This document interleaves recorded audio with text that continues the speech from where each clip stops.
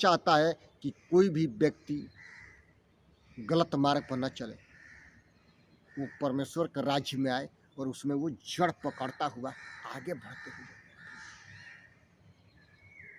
हम दुष्ट मनुष्य के बारे में हम नहीं देखते, हम धर्मी मनुष्य के बारे में देखते हैं। इसमें हम पढ़ते हैं, क्योंकि यहोवा धर्मियों का मार्ग जानता है परंतु दुष्टों का मार्ग नाश हो जाएगा। क्या?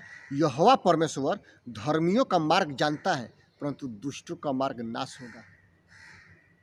आप धर्मी हैं तो आपका जड़ यीशु में होना चाहिए और उसका चरित्र आप में दिखाई देना चाहिए, नहीं कि दारू और शराब पी करके मतवाला होना चाहिए और छुप छुप के पाप करना चाहिए।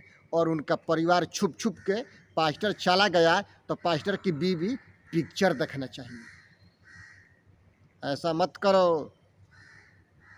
जितने लोग मेहनत से 10वां अंश देते हैं, पैसा देते हैं, उसका लेखा परमेश्वर आपसे लेगा।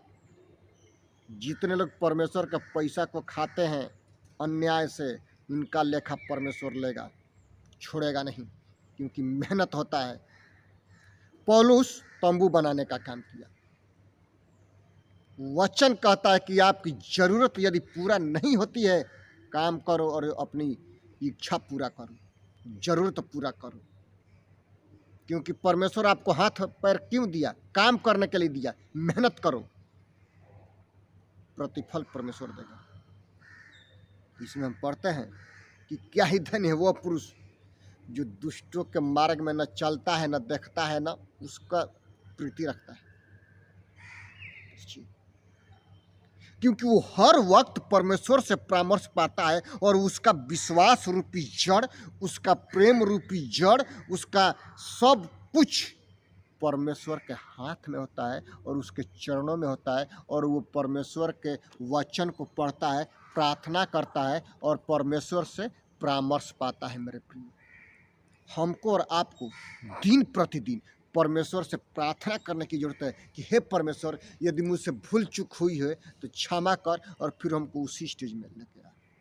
दाऊद राजा क्या प्रार्थना करता है कि हे परमेश्वर, अपनी आत्मा को मुझसे अलग मत कर, क्योंकि मैं जी नहीं पाऊंगा, क्योंकि तेरी आत्मा से हमको साहस, दिलेरी, आनंद और खुशी और संयम मिलता है। वो क्या कहता है? धन्य व्यक्ति, मैं रात दिन परमेश्वर के वचन को मेडिटेशन करता हूँ, ध्यान करता हूँ। ध्यान करने के लिए इसहाक